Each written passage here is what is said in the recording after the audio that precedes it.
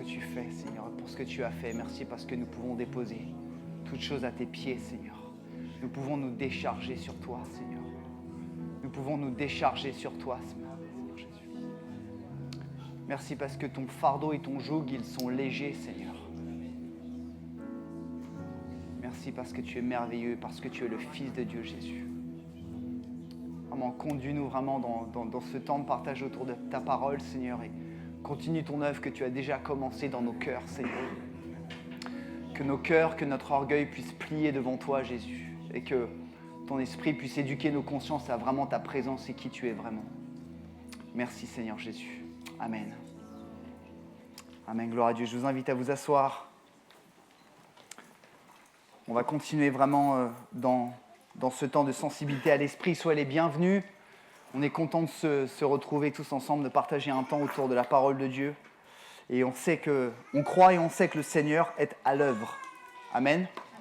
Et le Seigneur est à l'œuvre dès le début du culte. Peut-être tu étais en train de prendre un café tout à l'heure avec quelqu'un.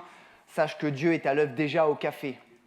Il n'y a rien de spirituel dans ce café, mais comme les gens qui se rassemblent sont des gens, des enfants de Dieu, donc Dieu est à l'œuvre. Et Dieu n'est pas uniquement à l'œuvre quand le pasteur parle. Vous le savez ça ? C'est important. Le culte, c'est du moment où il y a 2-3 personnes ici jusqu'à la fin et Dieu veut nous bénir. Et je voudrais vraiment partager ce matin sans plus tarder un thème que le Seigneur met fort sur mon cœur. Le titre de ce message est le suivant, ce que l'on devrait trouver, apporter, vivre dans l'Église. Ça va bientôt s'afficher. Je voudrais vraiment parler de la façon de vivre l'Église, trouver, apporter, vivre dans l'Église. C'est important de partager sur ce thème. Je me rends compte encore aujourd'hui que beaucoup de croyants, beaucoup de chrétiens, beaucoup de personnes qui se disent disciples de Jésus ne pratiquent pas l'Église ou n'ont pas pris conscience de ce qu'est l'Église. Et il faut savoir que l'Église, c'est 50% de ta vie spirituelle. C'est 50% de ma vie spirituelle. Les autres 50%, c'est ton intimité avec Dieu. Donc si tu as 50% d'intimité avec Dieu, mais 2% de vie d'église, tu es dans le déficit. Si tu as 50% de vie d'église, mais 2% d'intimité avec Dieu, ta vie est en déficit. Vous me suivez ? C'est vraiment important de parler de ça. Que veut dire église ? Église, le mot grec, c'est toujours bien si un jour vous ne savez pas ce que ça veut dire. Ouvrez votre Bible, ouvrez Internet, regardez la racine du mot grec ou hébreu. Église vient du grec ecclésia. Église veut dire appelé hors d'eux. Les gens de l'église sont appelés hors de quelque chose. À votre avis, appelés hors de quoi ? Hors de quoi ? Ouais. Appelés hors du monde, appelés hors du péché. L'église, c'est l'église de Jésus. C'est l'église qui a été créée par Jésus, qui a été sauvée par Jésus et qui est dirigée par Jésus. Amen. Peut-être à l'église Vie et Foi, il y a des responsables, il y a des pasteurs, il y a une équipe pastorale, mais nous, on n'est juste que des sous-responsables, en fait. On n'est pas les patrons. Le chef de l'église, c'est Jésus. Amen. Le chef de l'église, c'est Jésus. Bien sûr, vous l'aurez compris, on ne parle pas du bâtiment, mais on parle des croyants, des disciples qui, dans l'expression anglaise, sont des suiveurs de Jésus. Pour ceux qui parlent anglais, followers of Christ. J'aime beaucoup ça, des suiveurs. Ils suivent Jésus, ils marchent après Jésus. Et l'Église, bien sûr, ce n'est pas le bâtiment, c'est nous. Chacun d'entre nous, nous sommes un élément de l'Église. Nous sommes un atome, nous sommes une partie de l'Église. C'est pour ça qu'on est appelé le corps de Christ. Vivre l'Église, ce n'est pas uniquement le dimanche quand on se rassemble. Vivre l'Église, ce n'est pas uniquement le jeudi dans les rencontres de semaine. J'ouvre une parenthèse, je referme la parenthèse. On se rassemble aussi le jeudi. Vivre l'Église, c'est également lors de tout rassemblement, les groupes de maison, les petits groupes. Parce que la Bible dit, vous connaissez par cœur ce texte-là. Là où 2 ou 3 sont assemblés en mon nom, dit Jésus, je suis... Ok. Donc si tu vas prendre un café à 2 ou 3 chrétiens, c'est l'Église. Vous avez-vous déjà posé la question ? Je me suis posé la question. Des fois, ça m'arrive, je me pose des questions, des fois trop. Pourquoi Jésus a-t-il créé l'Église ? À quoi ça sert ? Vous êtes-vous déjà posé cette question ? À quoi ça... Pourquoi Jésus ne nous a pas tous sauvés individuellement ? On vivrait notre vie avec Jésus, puis on irait au ciel après, puis il n'y a pas besoin de se rassembler. Comme ça, le dimanche matin, on pourrait regarder téléfoot, on pourrait aller faire du VTT, on pourrait faire comme tous les Français, se lever à 11h, ok, tondre le jardin, enfin voilà. Pourquoi Jésus a-t-il créé l'Église?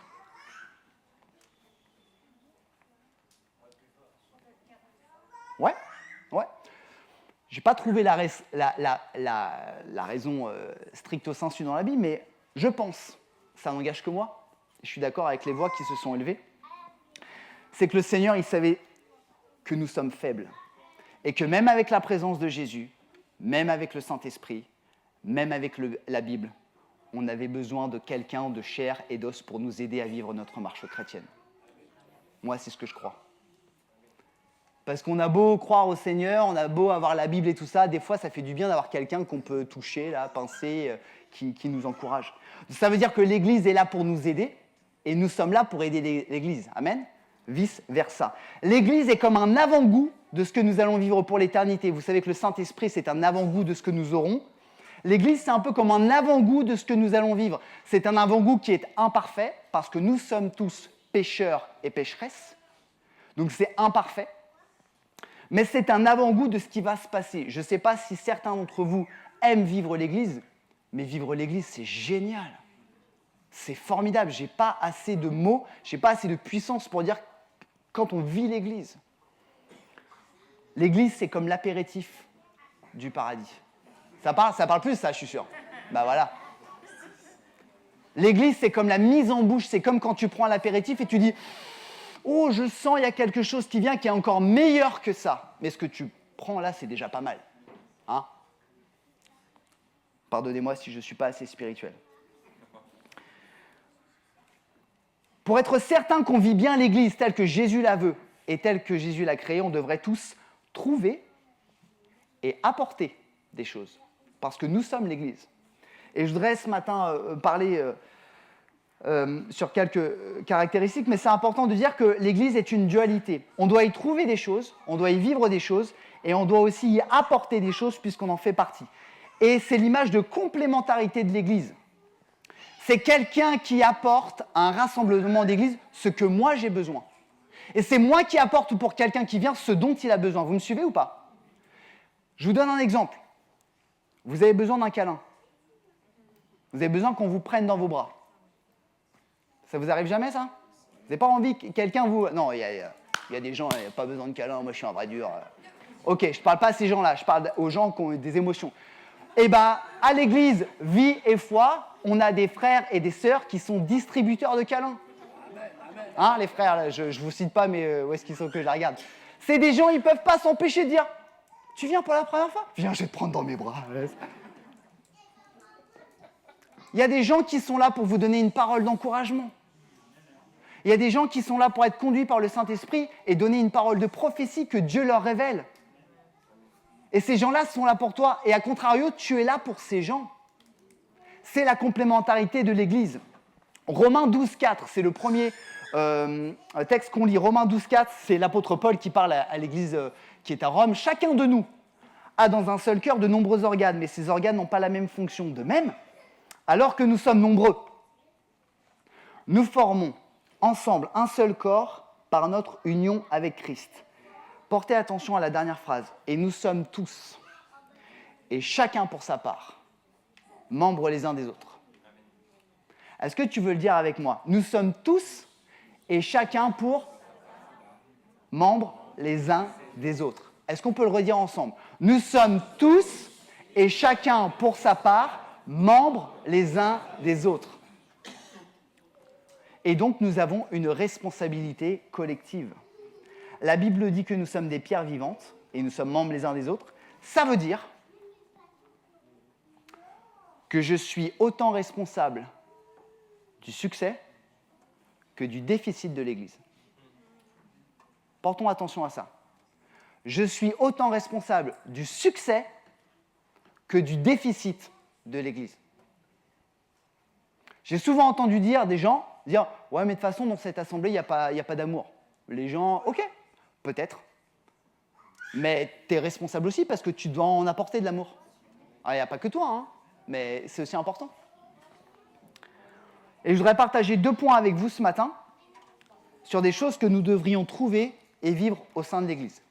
Premier point, je veux bien que Eden, tu puisses l'afficher, comme ça je peux boire. Merci beaucoup. Et ça m'a vraiment impacté ce point quand j'ai préparé ce message. Au sein de l'Église, on devrait trouver, apporter et vivre Jésus lui-même. Je ne sais pas vous, mais ce matin, pendant le temps de louange et d'adoration, j'ai vraiment eu l'impression d'être en présence de Jésus-Christ. Alléluia. J'ai vraiment eu l'impression d'être en présence du roi des rois. Et moi, je souhaite vivre ça. Jésus, c'est son Église. Il est le chef de l'Église, il est la tête de l'Église. Jésus a donné sa vie pour l'Église. Donc, logiquement, au sein de l'Église, on devrait trouver Jésus lui-même, puisque c'est l'Église de Jésus-Christ. Posons-nous la question. Je t'encourage à te poser la question ce matin, que tu sois là pour la première fois ou que ça fasse 5 ans que tu viennes. Qu'est-ce que tu cherches quand tu viens au sein des rassemblements d'église? Qu'est-ce que tu cherches vraiment? Avant de répondre une réponse toute faite, oui, je cherche Dieu. Pose-toi vraiment la question et fais face à la réalité. Qu'est-ce que tu recherches vraiment quand tu viens à un rassemblement d'église? Est-ce que tu cherches Jésus-Christ lui-même? Est-ce que tu viens rencontrer Jésus-Christ lui-même? C'est autant valable pour ceux qui ne sont pas croyants que pour ceux qui sont croyants depuis des années. Et notre plus belle récompense, je ne sais pas vous, mais moi, ma plus belle récompense, c'est quand je connais quelqu'un qui ne connaît pas Jésus et qui rencontre Jésus personnellement. Est-ce que ça vous parle? Quand tu amènes quelqu'un, quand tu parles de quelqu'un et que la personne elle rencontre Jésus, c'est oufissime, pardon, je me suis retenu de le dire, mais je ne peux pas. Ah là là là là. Si je viens à des rassemblements de l'église pour la louange, parce que EVF, ouais, il y a de la louange, c'est super, c'est sympa, tu fais erreur. Si tu viens à EVF parce que tu aimes bien les pasteurs ou ceux qui prêchent, tu fais erreur. Je vais encore plus loin, si tu viens à EVF parce que tu as repéré un gars qui est plutôt mignon, bah vous rigolez, mais ou t'as récupéré... Il y a une sœur, elle est morte de rire. T'as repéré une femme, tu t'es dit, bah tu fais erreur. C'est pas vrai? On doit venir pour Jésus. On doit venir. Alors, Jésus pourra peut-être permettre que tu rencontres un homme et une femme. Mais ça, c'est secondaire. On doit venir pour Jésus-Christ lui-même. Et je vous encourage, si tu viens à l'église Vieux-Foy pour autre chose que Jésus, arrête de venir.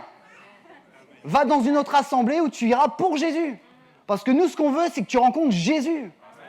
Bon, si tu veux rester à EVF, t'es le bienvenu quand même. Et si je viens à l'église, si je viens à un rassemblement d'église, je trouve Jésus. Alors si tu trouves Jésus pour la première fois, gloire à Dieu, parce qu'il changera ta vie. Parce qu'il y a des gens qui pensent comme moi là. Il y a des vies changées là pour Jésus. C'est extraordinaire quoi. Donc si tu viens pour la première fois, ou tu nous rejoins, ou tu viens depuis quelques années, si tu n'as pas encore rencontré Jésus, attends-toi à le rencontrer parce que c'est merveilleux, il change des vies quoi. C'est quelque chose de fou. Et si tu viens à l'église Vieux-Foy depuis des années, justement tu dois, semaine après semaine, jeudi après jeudi, dimanche après dimanche, t'attendre à rencontrer encore et encore et encore et encore Jésus. Parce que tu as beau rencontrer Jésus le 27 octobre, c'est génial, il a changé ta vie, mais il veut aussi changer ta vie le dimanche 5 novembre ou 4 novembre. C'est important ça. C'est pour ça, mon grand-père disait souvent, mon grand-père qui était pasteur, qui est maintenant dans la présence de Dieu, il parlait souvent du divin rendez-vous. Ça vous parle ça? Nous vous donnons rendez-vous pour le divin rendez-vous. Bah en fait, il avait raison. Parce que c'est un rendez-vous avec Jésus, quoi. Avec le Fils de Dieu. Et on doit trouver Jésus, mais on doit aussi apporter Jésus. Rappelez-vous, on est l'Église. Alors vous allez dire, mais comment est-ce qu'on peut apporter Jésus? Est-ce que je peux le prendre dans mon sac? Est-ce que je peux... Bah non, la Bible dit que si tu es un enfant de Dieu, l'Esprit de Dieu est dans ton cœur. Amen. Donc tu viens avec Jésus. J'ai peut-être un scoop pour vous. Jésus n'attend pas dans ce bâtiment pour que nous puissions arriver le dimanche matin. Quand on part, il n'y a personne dans ce bâtiment. Alors, certains l'appellent le sanctuaire. Moi, je ne suis pas trop fan de ce mot-là parce que sanctuaire, ça veut dire saint. Le sanctuaire, c'était dans le tabernacle, il y avait des lieux saints, des lieux très saints où il y avait la présence de l'Éternel, où il demeurait. Mais ça, c'était l'Ancien Testament. Dans le Nouveau Testament, quand Jésus est mort sur la croix, il est mort pour toi, pour sauver tes péchés, qu'il est monté au ciel, son esprit est descendu dans ton cœur. Et la demeure sainte, c'est toi. C'est pour ça qu'on dit que l'église, ce n'est pas le bâtiment. L'église, c'est nous. C'est-à-dire qu'à 12h22, quand tout le monde sera parti, le bâtiment, il est vide. Et quand on se rassemble, le bâtiment, il est saint parce que nous sommes saints. Et si nous apportons Jésus, ceux qui n'ont pas apporté Jésus le rencontreront à coup sûr. C'est vraiment important. 2 caractéristiques. Quand nous trouvons Jésus dans les rassemblements de l'Église, et je bénis le Seigneur, je remercie le Saint-Esprit d'avoir parlé à travers Landry, une parole de connaissance, une parole de prophétie. Si nous rencontrons Jésus, nous rencontrons la sainteté de Dieu. Promis, je n'ai pas dit à Landry ce que je prêchais ce matin. Jésus est le Fils de Dieu, il est sans péché et il est saint. Si je rencontre Jésus, je rencontre la sainteté de Dieu. Ce n'est pas possible, on ne peut pas faire autrement. Trouver Jésus, c'est comprendre et vouloir s'éloigner du péché. Pas parce que tu es obligé. Ça s'appelle de la religion. Tu veux t'éloigner du péché parce que tu as compris que Jésus est saint, que Dieu est saint, qu'on ne peut pas demeurer dans sa présence si on est pécheur. Et parce que tu aimes Jésus, alors tu veux t'éloigner du péché. C'est la grande différence entre « je ne dois pas » et « je ne veux pas ». C'est la grande différence. Dans l'Ancien Testament, quand Dieu donne ses commandements à Moïse à transmettre au peuple d'Israël, je lisais dernièrement dans Lévitique 10, je ne l'ai pas noté, Dieu dit « Ma sainteté doit être respectée par ceux qui s'approchent de moi. » Ma sainteté doit être respectée par ceux qui s'approchent de moi. Comment est-ce que tu t'approches de Jésus ? Tu t'approches de Jésus en disant, de toute façon, je peux faire ce que je veux, Jésus, il est bon, il va me pardonner. Pas terrible, ça. Nous devons prendre conscience, et nous prenons conscience en nous centrant sur Jésus, que Jésus est saint, et nous devons nous éloigner du péché. Si l'Église vit vraiment l'Église, alors elle doit se sanctifier. Ça veut dire quoi, se sanctifier ? Simplement, se sanctifier, c'est s'éloigner du péché. D'accord ? Se sanctifier, c'est s'éloigner du péché. C'est-à-dire avoir une question sur ta vie et te dire, est-ce que ce que je fais aujourd'hui, c'est juste au regard du Seigneur ?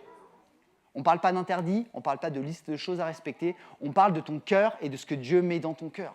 Si tu fais quelque chose dans ton travail, dans ta famille, et tu ne sais pas si c'est un péché, 2 choses, prie et lis la Bible. Et au pire, si le Seigneur ne répond pas, mais j'y crois pas, demande à un chrétien. Avec ça, tu es sûr de savoir. Quand on rencontre Jésus, on rencontre sa sainteté. Et je veux vraiment vous le dire, insister ce matin, il faut que l'Église arrête de pécher. Tu ne peux pas être l'Église si tu fais n'importe quoi dans ta vie. Si tu fais qu'à ta tête, si tu fais des choses qui t'arrangent, il n'y a pas de souci pour le Seigneur. Mais tu ne peux pas être l'Église, parce que Dieu est saint et l'Église doit être sainte. Ça ne veut pas dire qu'on doit être parfait, vous me suivez ? Il y en a qui croient que l'Église, parce qu'on est enfant de Dieu, on doit être parfait. Est-ce qu'il y a des gens parfaits dans cette salle ? La sœur, pas de souci.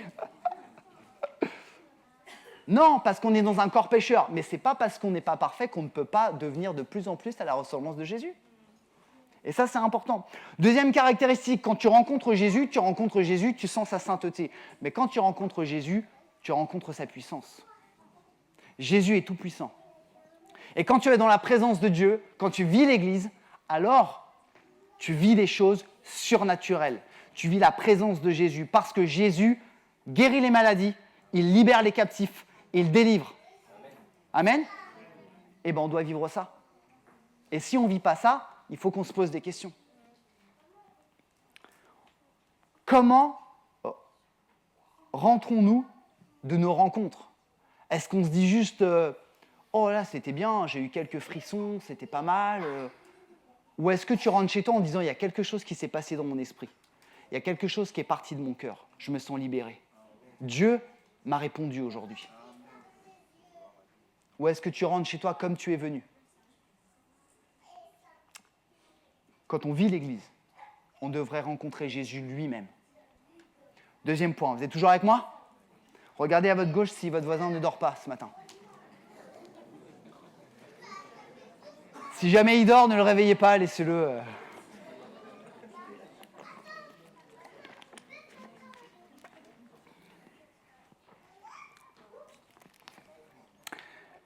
Très important aussi, on pourrait parler des heures là-dessus, mais deuxième et dernier point, au sein de l'Église, on devrait trouver, on devrait apporter, on devrait vivre l'amour.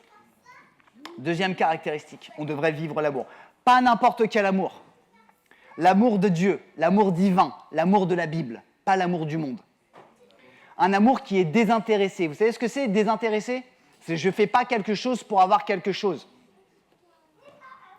Un amour miséricordieux. Je ne sais pas si vous lisez la Bible, mais à un moment donné, un des disciples de Jésus qui s'appelait Pierre a demandé à Jésus « Mais combien de fois je devrais pardonner mon frère ?» Et il a voulu faire son intéressant, comme beaucoup d'entre nous.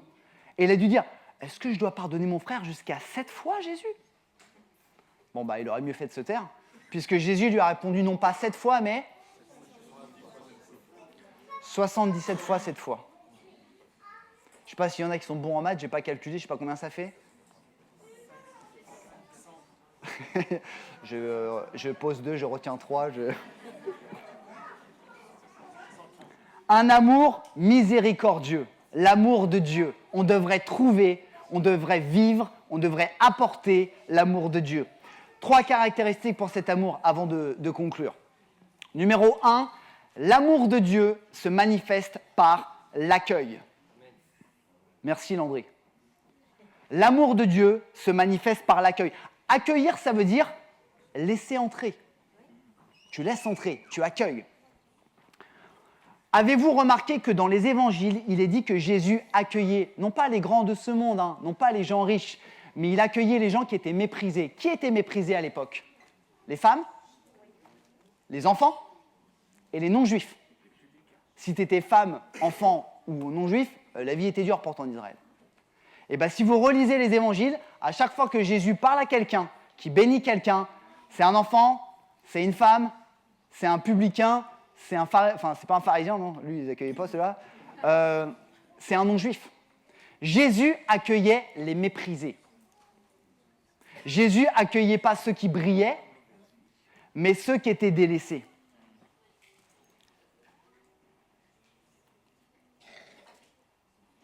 Et vraiment, si on vit l'Église, on doit vraiment vivre l'accueil. Vraiment, vraiment, vraiment, vraiment. Pour ceux qui nous connaissent, vous savez que les pasteurs, on a vraiment à cœur l'accueil. Pas l'accueil à la porte, l'accueil. Accueillir les gens. Et permettez-moi, ce matin, j'avais à cœur de le faire depuis longtemps, j'ai jamais eu l'occasion. Et aujourd'hui, now is the day, comme on dirait en anglais, j'ai jamais eu l'opportunité d'accueillir les gens qui nous ont rejoints parce que l'Église de Jésus grandit. Et il y a des gens qui nous ont rejoints. Et moi, je voudrais honorer ces personnes pour leur montrer qu'ils comptent pour nous. Les vieux, vous êtes d'accord avec moi? Les vieux membres, pas les vieilles personnes.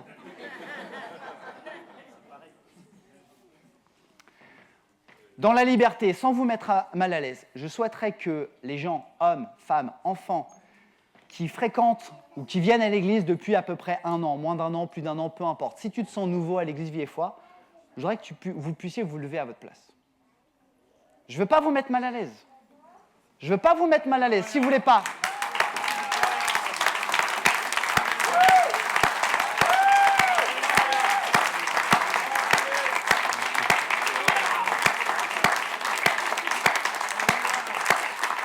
Amen. Merci. On aurait tous voulu vous faire des câlins, mais ça prend trop de temps, donc on a applaudi. À la sortie. Quelle est mon attitude quand je viens à un rassemblement de l'église, le dimanche ou le jeudi, ou un groupe de maison? Quelle est mon attitude? Est-ce que je m'attends à être accueilli ou est-ce que j'apporte un accueil? Est-ce que je m'attends à être salué par telle personne ou est-ce que je me dis, je vais aller accueillir les gens? Est-ce que tu es dans le discipulat ou est-ce que tu es dans l'assistanat? Le discipulat, c'est celui qui reproduit. Le discipulat, c'est celui ou celle qui s'est dit, en fait, on m'a accueilli, mais maintenant, je vais accueillir ceux qui viennent parce que j'ai tellement été béni que je vais reproduire ce qu'on m'a fait. Ça, c'est le discipulat. C'est ce que Jésus nous demande de faire.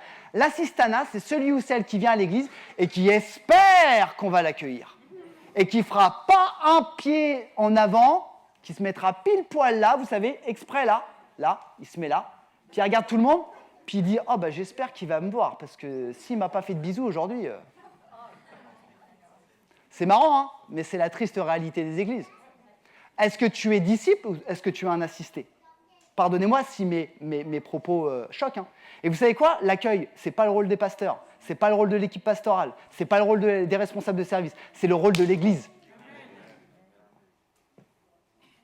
L'amour de Jésus, elle se manifeste dans l'accueil. Et pas uniquement quelqu'un qui a la même couleur de peau que toi, qui a le même âge que toi, qui a la même cylindrée sur sa grosse voiture que toi? Non, au contraire. Au contraire. Deuxième caractéristique qu'on doit rencontrer et vivre dans l'amour de Jésus, si on vit l'amour, ça va piquer ça, le pardon. Je voudrais lire un texte dans la Bible. Éphésiens 4, 32. Soyez bons et compréhensifs les uns envers les autres. Pardonnez-vous réciproquement, comme Dieu vous a pardonné en Christ. Autrement dit, je dois pardonner parce que Dieu m'a pardonné. Je dois pardonner parce que Dieu m'a pardonné. Et je ne sais pas vous, mais moi je suis un grand pécheur. Merci papa d'avoir confirmé. Je ne sais pas si c'est une parole de prophétie ou pas.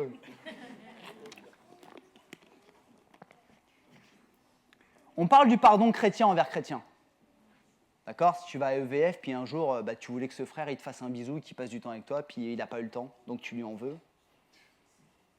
On parle de pardon chrétien envers chrétien, mais on parle de pardon chrétien envers non-chrétien. Si quelqu'un de ta famille ou un collègue de boulot t'a fait une crasse, ça vous est déjà arrivé? Cette semaine? Ouais? Ok. Le Seigneur te dit, pardonne-lui. Pardonne-lui. Le Seigneur te dit, pardonne le présent, mais pardonne aussi le passé. L'année dernière, quand tu étais enfant, pardonne tout ça. Et vous savez quoi? Il n'y a aucun souci pour moi de dire que de pardonner, c'est quasiment impossible humainement. C'est très dur de pardonner, parce qu'on est tous orgueilleux, il n'y a pas de souci, il faut arrêter de dire « oui, pardonne, c'est facile ». Non, non, non, non, non, c'est très dur. Vous êtes certainement tous orgueilleux comme moi, oui? Les orgueilleux? Oh, les hypocrites! Oh, nous, non, pas du tout. Oh là là là là. Mais, il y a toujours un mais, et ça, c'est bon, ça. C'est qu'à travers Jésus-Christ, nous pouvons pardonner. À travers ce que Jésus a fait à la croix, tu peux pardonner. Ce n'est pas toi qui pardonnes, c'est toi qui pardonnes à travers Jésus. Pasteur Jean-Paul Angler nous avait raconté un jour qu'il avait vraiment des difficultés à pardonner à son papa. Il avait vécu une enfance très difficile et jusqu'à la mort de son papa, il n'avait pas réussi à lui pardonner. Jusqu'au jour où Dieu lui a parlé en lui disant « mais ce n'est pas toi de pardonner, tu pardonnes à travers moi parce que moi je lui ai pardonné ses péchés, s'il croit en moi. » Et il a réussi, grâce au Seigneur, médiateur, à pardonner. Vous me suivez? On doit pardonner à travers Jésus. Oui, c'est dur de pardonner. Mais si tu crois vraiment en Jésus, si tu crois au sacrifice de Jésus, si tu crois que Dieu t'a pardonné, alors il faudra pardonner. La Bible est très claire. Si tu ne pardonnes pas, le sacrifice de Jésus, il n'est pas valable pour toi. Si vous ne pardonnez pas, mon Père non plus ne vous pardonnera pas. Pas mon Père William. Jésus parle. Juste pour être sûr. C'est Jésus qui parle. Mon Père Céleste ne vous pardonnera pas non plus.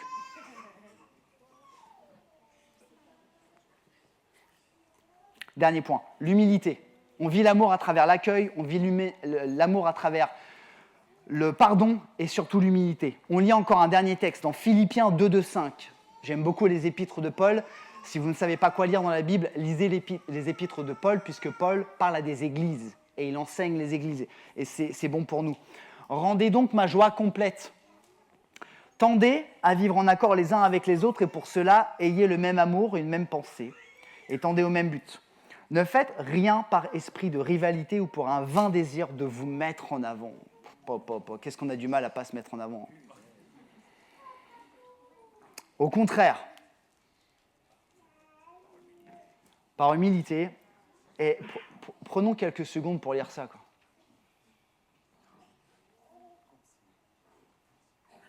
Considérez les autres comme plus importants que vous-même. Juste, on s'arrête là. Considère les autres comme plus importants que toi. Que chacun regarde non ses propres qualités, mais celles des autres. Tendez à vivre ainsi entre vous. Il parle à une église, hein. Tendez à vivre entre vous. Car c'est ce qui convient quand on est unis à Jésus-Christ. Donc, autrement dit, regarder ton prochain, la personne peut-être que tu ne connais pas, comme supérieure à toi-même, sans fausse hypocrisie, c'est ce qui convient quand tu es uni à Jésus. Vous savez, on n'est pas sur les standards du monde. Et je voudrais conclure, si Rachel, tu peux mettre au piano, s'il te plaît, merci. On ne vit pas sur les standards du monde. Le monde nous amène à nous comparer les uns les autres. Le monde nous amène à nous comparer avec notre salaire, avec la taille de notre maison ou d'appartement, la cylindrée de notre voiture, notre réussite professionnelle, ça c'est le monde, d'accord ? Et l'Église est aux antipodes, elle est complètement au contraire de ça.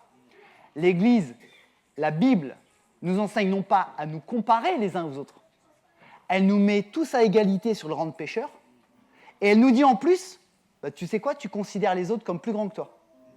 Donc on est complètement contre le monde là-dessus. Et on a besoin que l'Esprit de Dieu travaille dans nos cœurs parce qu'humainement, c'est très difficile de faire ça. Et je voudrais vraiment conclure. Seigneur, vraiment mets ce thème de l'Église dans mon cœur. Frères et sœurs, vous qui venez, je suis persuadé que Dieu a encore de très très grandes choses pour nous.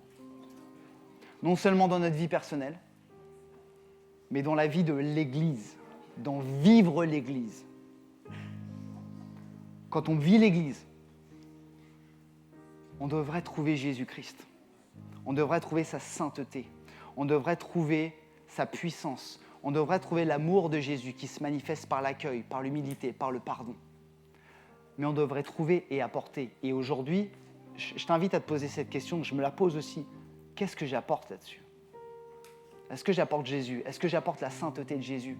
Est-ce que j'apporte l'accueil, l'amour, le pardon, l'humilité ? Ou est-ce que je suis juste là pour recevoir ? Je voudrais qu'on puisse prier ensemble.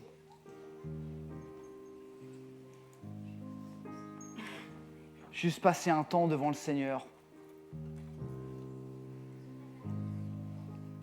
Alléluia, Seigneur, conduis-nous. Je prie vraiment que le Seigneur travaille nos cœurs ce matin. Que le Seigneur travaille nos cœurs. L'Église n'est pas ce qu'elle devrait être.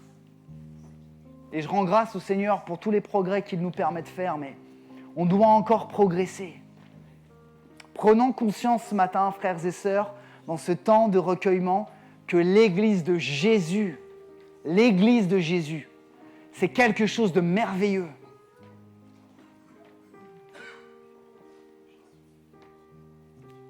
Seigneur Jésus. Prenons vraiment ce temps pour être dans la prière, de demander au Seigneur de parler à nos cœurs.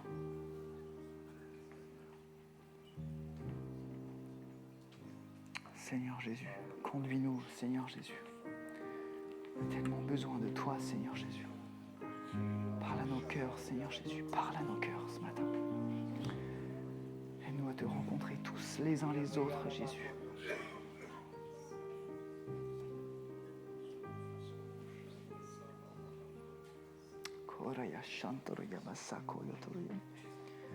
Je crois que le Saint-Esprit veut vraiment nous faire prendre conscience de certaines choses aujourd'hui.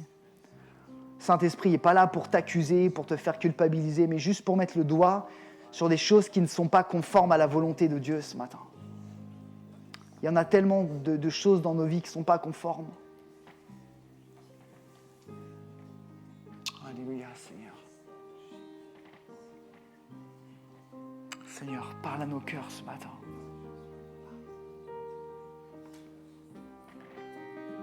Si comme moi, vraiment ce matin, si le Saint-Esprit brûle dans ton cœur, s'il y a quelque chose qui pousse dans ton cœur, et non pas si tu as apprécié le message ou pas, on s'en fiche de ça. Si le Saint-Esprit parle à ton cœur ce matin sur cette notion d'église, sur le fait d'apporter davantage à l'église et d'être vraiment l'église de Jésus-Christ, l'église de Jésus-Christ telle qu'elle est, telle qu'elle devrait être. Et si ce matin tu veux t'engager à mes côtés, à dire moi je veux arrêter d'aller à l'église et je veux vivre l'église, je veux être l'église et l'église de Jésus, et je t'invite avec moi à te lever à ta place. On n'est pas là pour regarder les uns les autres, on est là pour répondre à ce que le Seigneur nous demande. Et je voudrais vous inviter à élever votre voix avec moi, à prier et à demander au Seigneur son aide. Peut-être de demander pardon au Seigneur pour peut-être les choses que nous n'avons pas faites. Et dire Seigneur, aide-moi à être une pierre vivante de cette église. Aide-moi à aimer, aide-moi à accueillir, aide-moi à pardonner. Aide-moi à te rencontrer. Aide-moi à aider les gens à te rencontrer. Est-ce qu'on peut prier ensemble? Seigneur Jésus, merci encore, Seigneur. Que des voix s'élèvent si vous voulez vraiment répondre à l'appel du Seigneur ce matin. Parlons à notre Dieu ce matin, parlons-lui. Seigneur Jésus, aide-moi, Seigneur Jésus, à être celui que tu veux que je sois. Que l'Église, Seigneur Jésus, soit remplie d'amour, ouais. Seigneur Jésus, aide-nous, Seigneur Jésus, à apporter. Aide-nous à te rencontrer ce matin, que des gens te rencontrent ce matin. Manifeste-toi, Seigneur Jésus, ce matin. Que les gens rencontrent Jésus, le Fils de Dieu. Par ton esprit, Jésus. Alléluia.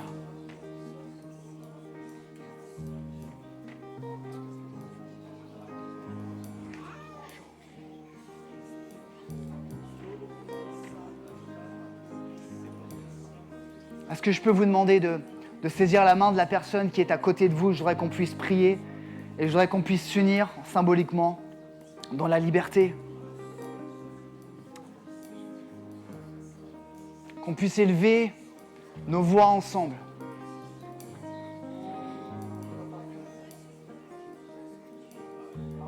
Vraiment, qu'on puisse vraiment être ensemble. On se donne les mains symboliquement parce que nous sommes le corps de Jésus. Prends conscience que la personne qui est à côté de toi, c'est le corps de Jésus-Christ. C'est un élément de l'Église. Commence à prier pour la personne à côté de toi. Peut-être que tu ne la connais pas. Bénis-la. Demande à Jésus de la bénir. Demande à Jésus de t'aider, de l'aimer. Alléluia. Est-ce qu'on peut demander au Seigneur de nous remplir de son esprit pendant qu'on est unis les uns avec les autres? Est-ce qu'on peut tous prier et dire: Jésus, on est unis en toi, remplis-nous de ton Saint-Esprit. Remplis-nous de ton esprit, Jésus. Remplis-nous. Faisons cette prière, unissons-nous devant Jésus. C'est lui le chef de l'Église. C'est Jésus qui nous réunit ce matin. Alléluia. Alléluia, Seigneur. Que ton esprit vraiment nous remplisse tous ensemble. Jésus, on est ton peuple. C'est toi le chef. C'est toi le chef de l'Église, Seigneur. Koraya sandarayashe. Sokoraya sandarayashe koyondorayase. Alléluia. Louons le Seigneur ensemble. On est son Église. On est son Église.